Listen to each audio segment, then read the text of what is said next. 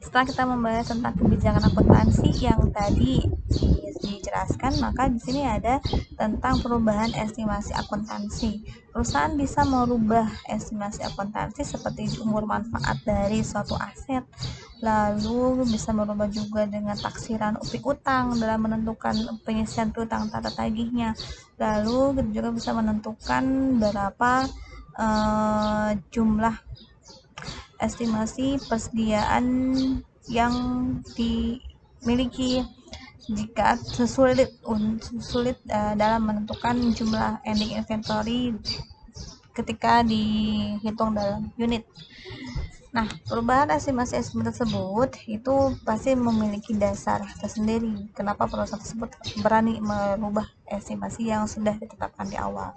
Contoh yang sederhananya, ketika pada saat membeli mobil itu mengestimasikan jumlah masa manfaat mobil itu 10 tahun, karena biasanya dan umumnya digunakan oleh perusahaan lain mobil jenis tersebut itu berlaku efektifnya 10 tahun. Tapi di tahun ke-6 ternyata si mobil tersebut sudah tidak mampu lagi beroperasi nih, meskipun ada masa manfaat sama 4 tahun lagi, tapi karena kondisi si mobil tersebut seperti tidak mungkin bertahan sampai 4 tahun, maka si perusahaan boleh mengganti estimasi masa manfaat mobil tersebut bisa menjadi lebih rendah, bisa menjadi lebih pendek, bisa juga menjadi lebih panjang tergantung dari sifat fisik si mobil tersebut.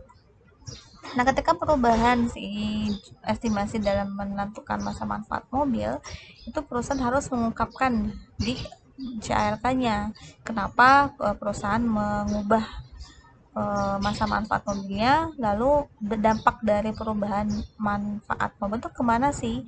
Nah, misalnya kalau kita menghitung atau berhubungan dengan masa manfaat suatu aset, itu pasti akan berdampaknya pada jumlah beban yang diakui dalam rugi dan jumlah akumulasi atau nilai buku yang tercatat di laporan keuangan atas suatu aset. Nah, dampak-dampak dan nominal yang berubah dari perubahan kebijakan estimasi tersebut semuanya perlu diungkapkan di CLK. Kalau seperti yang tidak diungkapkan, maka hal tersebut menjadi informasi yang ambigu bagi stakeholder.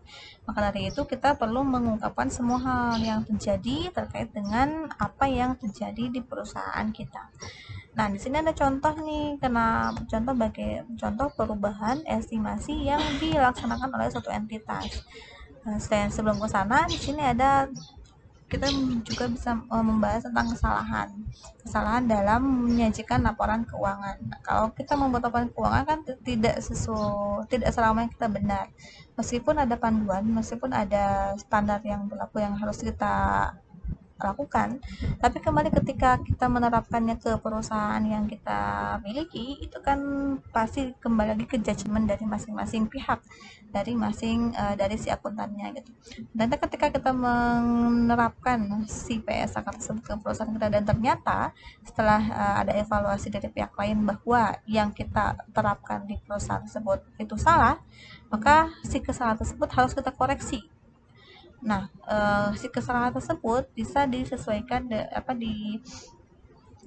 kesalahan tersebut bisa berpengaruh terhadap pengukuran dan penyajiannya dalam unsur-unsur yang ada di laporan keuangan. Karena tadi kan ketika ada perubahan kebijakan atau perubahan apapun itu pasti akan mendampaknya kepada pengakuannya apa saja yang berubah, lalu berapa yang kita harus ukurnya, atau pengukurannya berapa, dan penyajiannya kemana saja sih si perubahan tersebut itu tetap harus kita laporkan, diungkapkan atas koreksi kesalahan yang telah kita lakukan tersebut. Nah, di laporan keuangan juga di sini ada laporan keuangan tidak sesuai dengan PSAK jika mengandung yang pertama kesalahan material dan yang kedua kesalahan yang tidak material tapi disengaja. Kalau sepertinya material kan tadi ya dikatakan material jika kesalahan tersebut atau perubahan tersebut bisa berdampak pada pengambilan keputusan. Tapi kalau sepertinya tidak material namun disengaja, itu juga tetap berdampak fatal bagi pelaporan keuangan.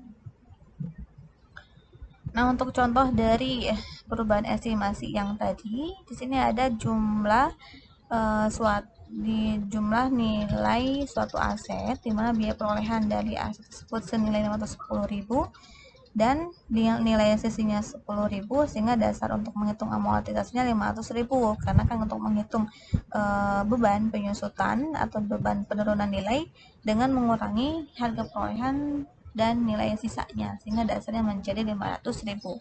Dari 510 dikurangi 10. Masa manfaatnya itu awalnya tetap estimasi 20 tahun. Jadi kan kalau estimasi manfaatnya 20 tahun, tinggal membagi dasar amortisasi dibagi dengan umur manfaat, atau harga perolehan dikurangi nilai sisa dibagi masa manfaat, sehingga amortisasi per tahunnya 25.000. Nah, ternyata si aset tersebut sudah digunakan 2 tahun nih, sehingga jumlah akumulasinya sebesar 50.000. Nah, data ini akan dilaporkan di laporan posisi keuangan atau neraca, di mana di sini asetnya berupa tanaman, sehingga dilaporkan sebesar 510.000 sesuai dengan biaya perolehannya. Lalu akumulasi amortisasinya sebesar jumlah yang telah dilewati, karena sudah berlangsung 2 tahun dan bertahun 25.000, maka akumulasinya 50.000, sehingga nilai tercatatnya atas tanaman tersebut sebesar 460.000. Ternyata setelah kita evaluasi, ada perubahan masa manfaat dari tanaman tersebut yang semula memiliki masa manfaat 20 tahun berubah menjadi 28 tahun. Maka dari itu kan kita di periode selanjutnya, berarti kan di tahun 2009 itu kita harus mengakui masa manfaatnya tidak 20 tahun lagi, melainkan 28 tahun. Maka dari itu di sini ada beban amortisasinya menjadi 16.250 dan akumulasinya juga menjadi 250. Contoh yang lain di sini ada perubahan, ada kesalahan dalam mencatat saldo akhir persediaan nih, tadinya 7 si nilai persediaannya ternyata oleh perusahaan beta dicatat lebih besar dari jumlah yang sebenarnya, sehingga menjadikan si pengakuan di saldo awal tahun 2000 X2 itu terlalu tinggi atau overvalued sebesar 6.500, karena terlalu besar. Yang contohnya yang seharusnya DAWI-nya hanya 5.000, si perusahaan mengakui persediaan tersebut 11.500, itu kan terlalu besar pengakuan atas persediaan tersebut. Harusnya 5.000 saja, ternyata diakuinya 11.500, bahkan itu overvalid bagi laporan bagi saldo awal di tahun selanjutnya. Ini data dari PT Beta, di mana PT Beta memiliki penjualan 104, HPP-nya dapat 6.500, pajak penghasilan 5.250, di tahun 20 X1-nya penjualan 73, dan seterusnya.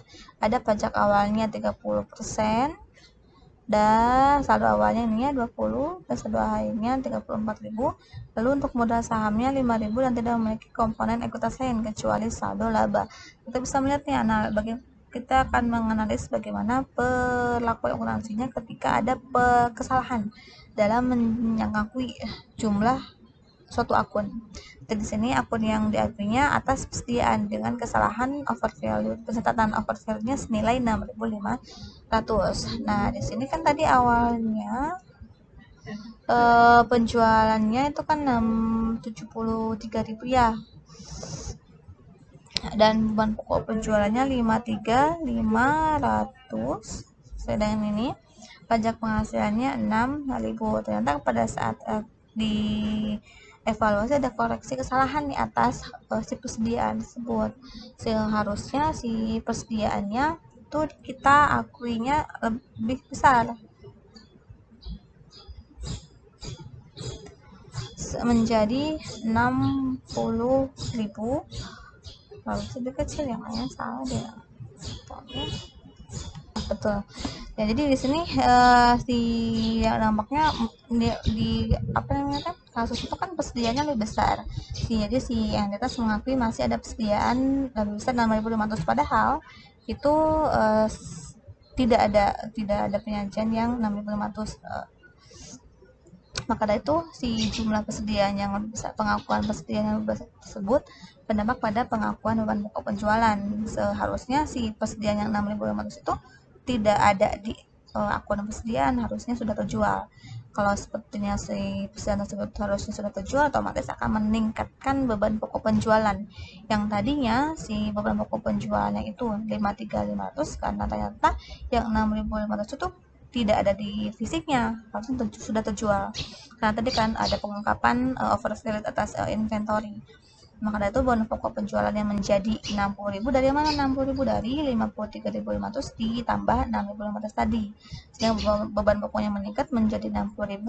Laba penghasilan juga sama, akan berdampak pada laba dengan mengurangkan antara antara penjualan dikurangi dengan beban pokok penjualan. Dan diasumsikan tidak ada beban operasi lainnya.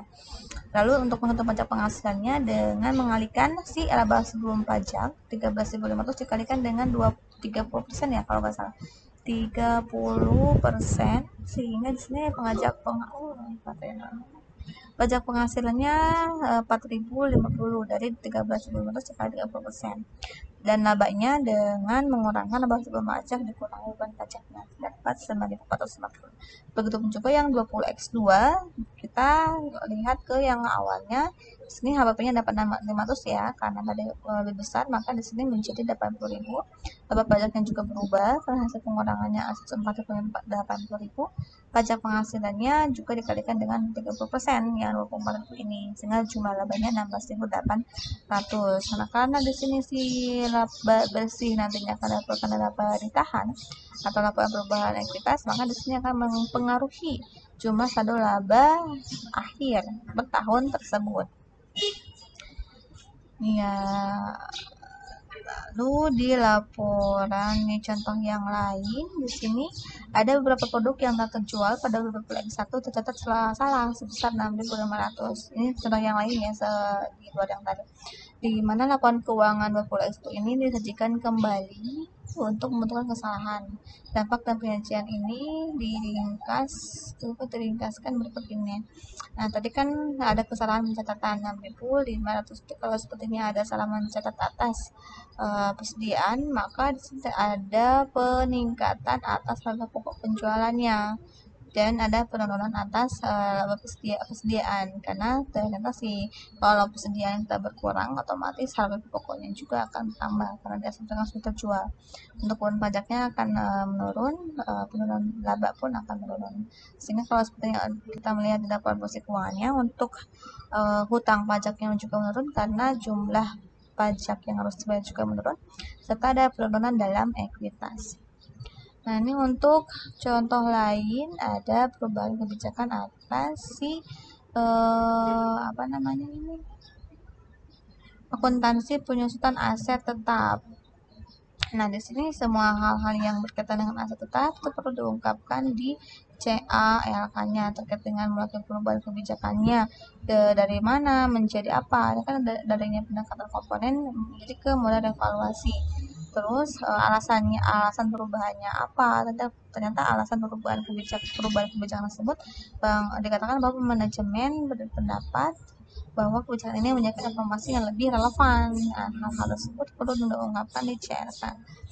Lalu contoh lain juga di sini ada contoh kasus yang PT Indosat. Itu kan ada alasan-alasan yang diungkapkan oleh manajemen ya, terkait dengan perubahan kebijakan atas sewa operasi, yang dimana terkait dengan yang tadinya perusahaan melakukan klasifikasi elemen tanah dan bangunan dan sewa menanda secara terpisah, apakah sebagai sewa pembiayaan dan atau sewa operasi.